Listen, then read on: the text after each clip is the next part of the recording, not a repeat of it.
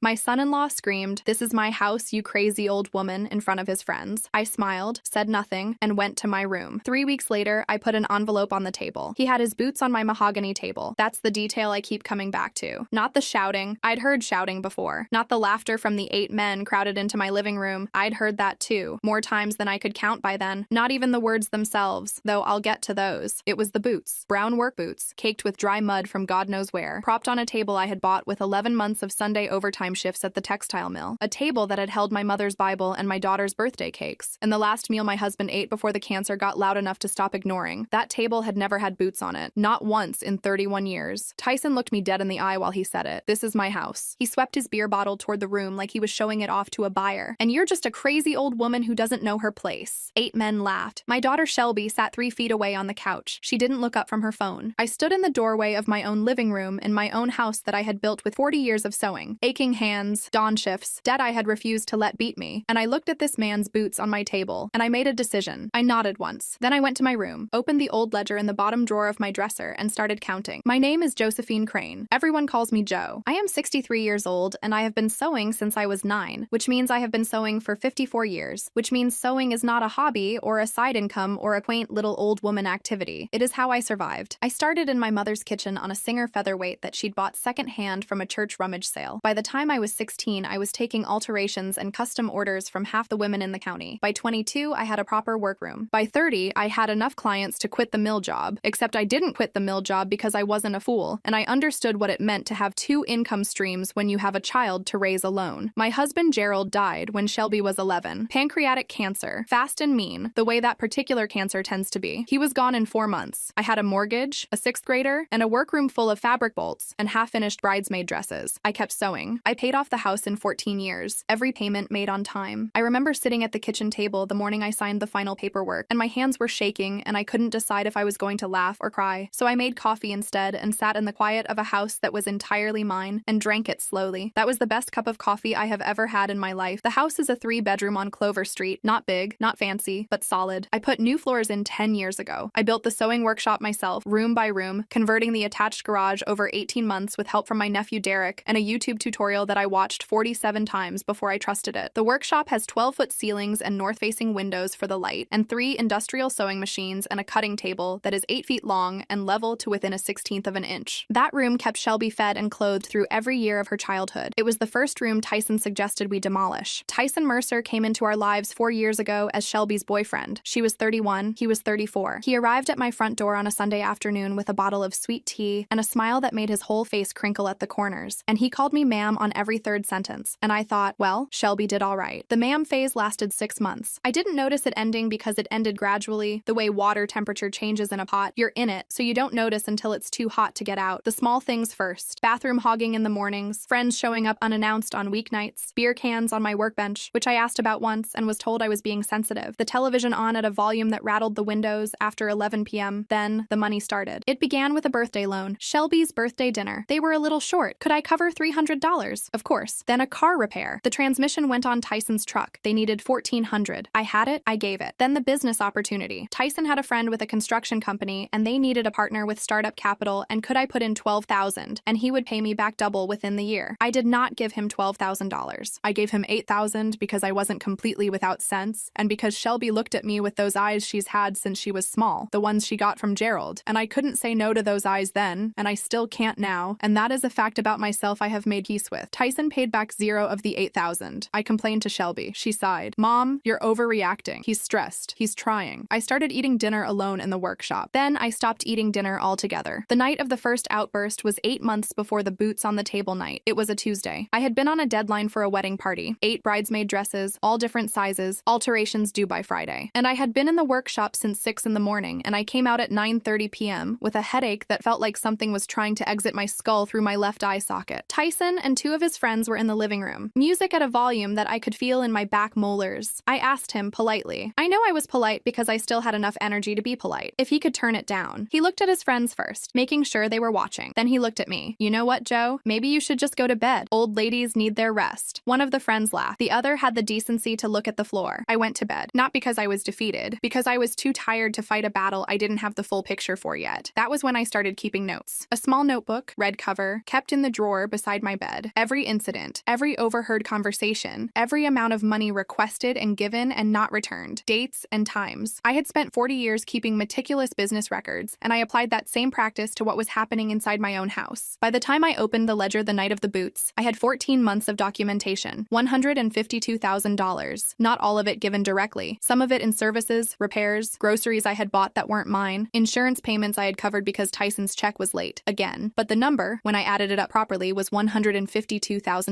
I sat on the edge of my bed and looked at that number for a long time. My hands were very still. That is the thing I remember, how still my hands were. In 54 years of sewing, they have never completely stopped moving. That night they stopped. Then I picked up my phone and called Derek. Derek Crane had been practicing real estate and property law in this state for 16 years. He was my late brother's son, grew up in this house on weekends and school breaks, ate at my kitchen table, drove me to the grocery store after my hip surgery 2 years ago without being asked. He picked up on the first ring even though it was 11:47 p.m. I told him everything. I didn't summarize. I read from the notebook, date by date, amount by amount, incident by incident. When I finished, he was quiet for a moment. Then, Aunt Joe, I need you to listen carefully. Tyson has zero legal standing to that property. Zero. His name is not on the deed. He has never contributed to the mortgage. Verbal claims about it being his house are legally meaningless. He is a tenant by permission, and permission can be revoked. Draw up the papers, I said. I need you to be sure. Shelby is, I'm sure. Draw up the papers. Another pause. Derek had known me a long time. He recognized that particular tone. I'll have something to you by the end of the week. I thanked him. I hung up. I turned off the light. In the living room, I could still hear the music. I closed my eyes and thought about the morning I signed the last mortgage payment and drank that cup of coffee in the quiet. I slept better than I had in months. For 3 weeks after I called Derek, I said nothing. This is harder than it sounds. Tyson was getting bigger by the day, louder, more expansive, more certain of himself in the way that men get when they believe they've already won and nobody has told them otherwise. He started walking people through the house on the weekends, friends, acquaintances, a man I'd never seen before who he introduced as a contractor buddy. That back wall, he told the contractor buddy one Saturday morning, pointing at the workshop wall, we're going to open that up, put in something useful. I was standing 10 feet away. He didn't acknowledge me. I brought him coffee that morning and smiled. He took it without looking up from the blueprints they'd spread on my kitchen table. He didn't notice I wasn't sleeping. He didn't notice I wasn't scared anymore. He didn't notice that the woman he'd called crazy and old and out of place had spent 3 weeks consulting with an attorney, documenting evidence and making very quiet, very specific arrangements. That was his first mistake, assuming that because I was quiet, I was beaten. In 54 years of sewing, I have never once confused silence with surrender. The second outburst was on a Friday night in October. 8 of his friends. Music that rattled the frames on the wall, including the framed photo of Gerald and me on our wedding day, which vibrated with every bass beat until I thought the nail would come loose. Bottles on my mother's side table, the one with the inlaid wood that she'd brought from her own mother's house. I came out at 9:15 and asked if they could turn it down. Tyson stood up. He grinned the way men grin when they have an audience and they want the audience to see them perform. Joe, he spread his hands. I've told you before, this is my house, and you are an old woman who doesn't know her place. The room laughed. My daughter Shelby sat on the couch. She looked at the floor, and I thought, good. Look at the floor, baby. What comes next is going to be hard to watch. I nodded slowly. I walked to the kitchen. I came back with the envelope that Derek had couriered to me 3 days earlier, and that I had been keeping in the second kitchen drawer beneath the dish towels, right between the measuring spoons and the extra batteries. I placed it on the coffee table in front of Tyson. He looked at it, looked at me. What is this? Open it. He ripped it open, unfolded the document inside, read it, stopped, read it again. Eviction notice, 30 days, filed with the county court, signed by Derek Crane, attorney at law, on behalf of the legal owner of the property, Josephine May Crane, whose name was on the deed, had always been on the deed, and was the only name on the deed. The room went quiet in stages. First the men nearest Tyson, who could see his face, then the men farther away, who read the room, then the music, which someone reached over and turned off without being asked. Shelby's face had gone the color of old paper. Mom, her voice was very small. You're actually doing this? I'm reminding everyone whose name is on the deed, I said. The answer is mine. It has always been mine. Tyson tried charm first. Groceries appeared on the counter, the expensive kind, the organic everything, items I would never have bought myself. He fixed the back fence that had been sagging for 2 years. He smiled and called me Ma and said things like, come on, you know I was just talking. You know how I get with the guys around. I accepted the groceries. I thanked him for the fence. I didn't withdraw the eviction notice. Then came the threats. It was a Wednesday evening, just the 3 of us, and Tyson sat across the kitchen table from me with his hands flat on the surface, and his voice at a volume that was meant to sound calm but landed as controlled. You kick me out, Shelby comes with me. You know that, right? You'll be in this house alone. You'll die in this house alone. I looked at him. You built nothing here, I said. Not one brick, not one stitch. Everything in this house that is worth anything was put here by my hands, or by the hands of people who loved me before you arrived. So yes, Tyson, if Shelby chooses to leave with you, that is her choice, and I will grieve it, and I will survive it. But you don't get to use her as a bargaining chip at my kitchen table. He got quiet in a way that was different from his usual quiet, a colder kind, the kind that has edges. That night, I went to sleep at 10 and woke up at 2:17 a.m. for reasons I couldn't name. A sound, a shift in the air, some animal instinct that living alone for 20 years sharpens whether you want it to or not. I lay still, listened. Then I got up because something was wrong, and I knew it the way you know things when you've been paying close attention for long enough. I found it in the kitchen. Shelby's bag was on the chair by the door. She always left it there. Had since she was a teenager. I wasn't looking in her bag. I was looking at the paper sticking out of the side pocket, the one that had slipped out at an angle, the corner of it visible in the low light from the hood vent I kept on at night for the sound. I pulled it out slowly. A mortgage application. 14 pages. The property listed as collateral was my house, the address, the parcel number, the assessed value. There was a signature line for the property owner on page 3. My signature was on page 3. My handwriting. My name. Except my hand had never held that pen. The floor came up at me. Not literally. I didn't fall. But my body registered the wrongness of it before my mind caught up, the way a system overloads before it shuts down. I sat down in the kitchen chair. My hands were cold. I laid the document flat on the table and read it from the beginning, slowly, the way I read every contract before I sign it. The habit of a self-employed woman who learned the hard way that the details are where they get you. Tyson's name was the primary borrower. My house was the collateral. My forged signature gave the bank permission to use my property to secure $240,000. If the loan defaulted, and given everything I knew about Tyson's relationship with financial obligations, it would default, I would lose the house. The house I built with my hands. The house Gerald and I brought Shelby home to. The house that had my workshop in it, and 40 years of thread, and the mahogany table, and my mother's side table, and the framed photograph of my wedding day. Gone. I sat at the kitchen table with a forged mortgage application in my hands, and I thought about all the ways I had dismissed my own instincts over the past 4 years, all the times I had accepted he's stressed and you're overreacting and believed that the problem was my perception rather than his behavior. And I thought, not this time. This time was different. This was criminal. I heard something in the hallway. Shelby. She was already crying when she stepped into the kitchen, like she had known, like she had been awake too, waiting for me to find it. She was shaking in a way that made her look 17 again, small and undone. He told me it was just paperwork, she said. Her voice was barely there. He said it was for a business thing, and he needed my help, and I didn't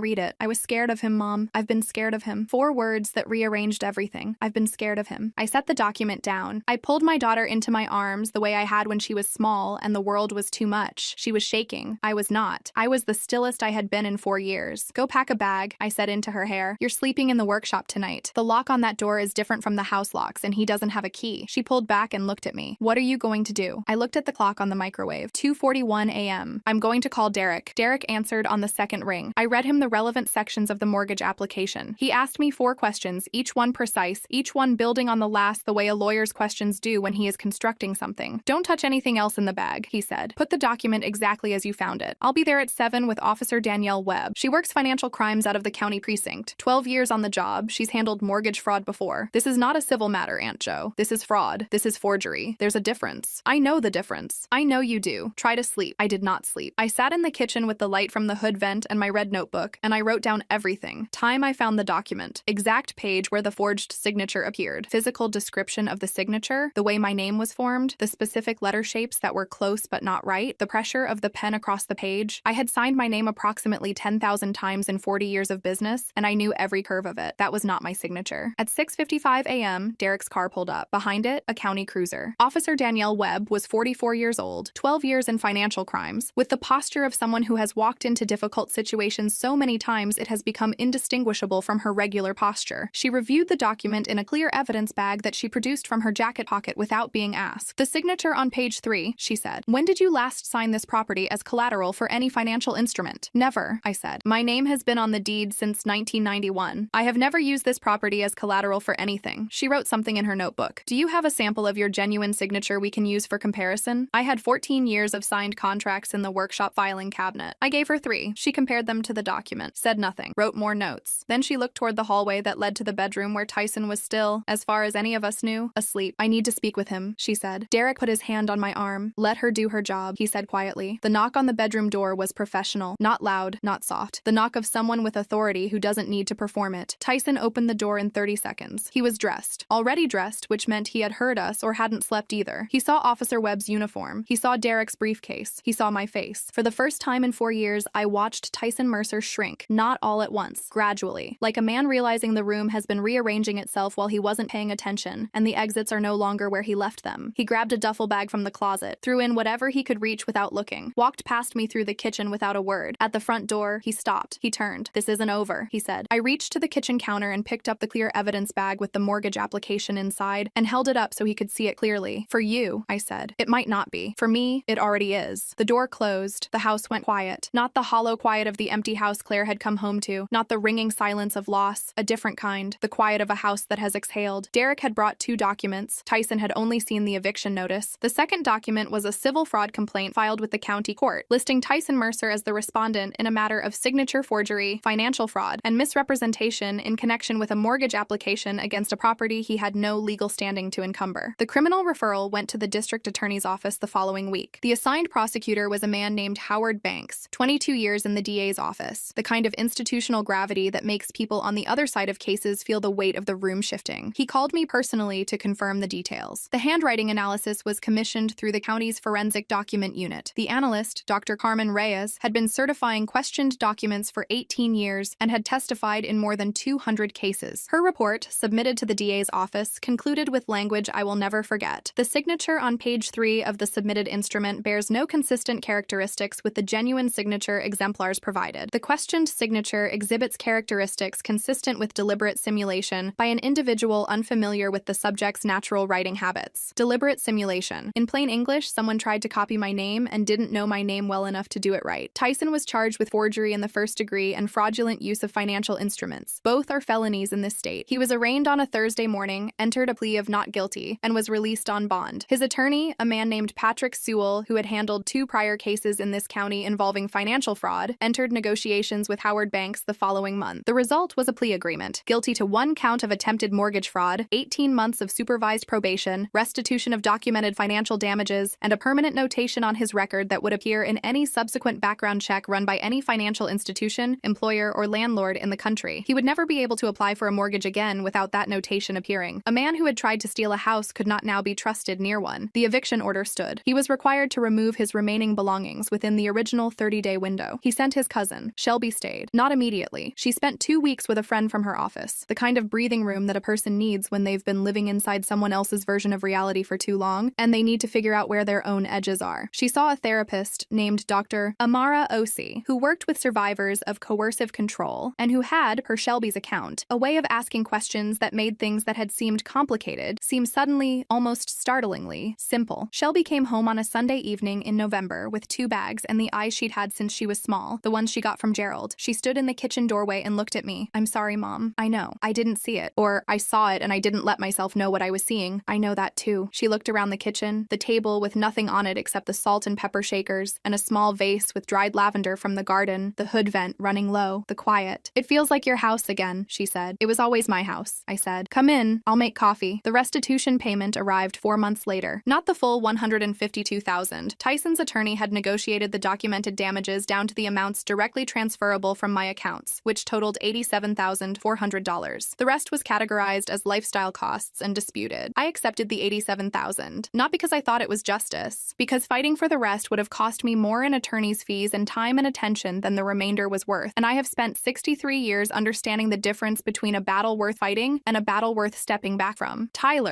Derek, I keep mixing up other people's stories. Derek had one more thing to tell me when the check arrived. The mortgage application, he said. The bank flagged it as suspicious before he even submitted it formally. They had already contacted the county deed office to verify the ownership. They would have caught it. I looked at him. He was never going to succeed. Almost certainly not. He did all of that to Shelby, to me, to this house, and it was never going to work. Derek looked at his coffee cup for a moment. "Sometimes people do things that were never going to work," he said. "That doesn't make them less dangerous while they're doing it." The mahogany table still has a small scuff on the left corner from where Tyson's boot caught it that last night. I looked at it for a long time after he left, thinking I should refinish it, strip the surface, fill the scuff, sand it back smooth. I decided not to, because the table survived, and the scuff is visible, which means anyone who looks at it carefully can see that something tried to damage it and did not succeed. That seems like the right thing for a table to communicate. The workshop is still standing. All 12 feet of ceilings, the north-facing windows, the 8-foot cutting table. 3 industrial machines humming when I need them. I have been sewing for 54 years, and I intend to sew for as many more as my hands will cooperate. On the first Sunday in December, Shelby and I sat at the mahogany table and drank coffee and didn't talk about any of it, which was exactly what we needed. The house was quiet. Not the quiet of an echo. The quiet of a place that knows what it is. Mine.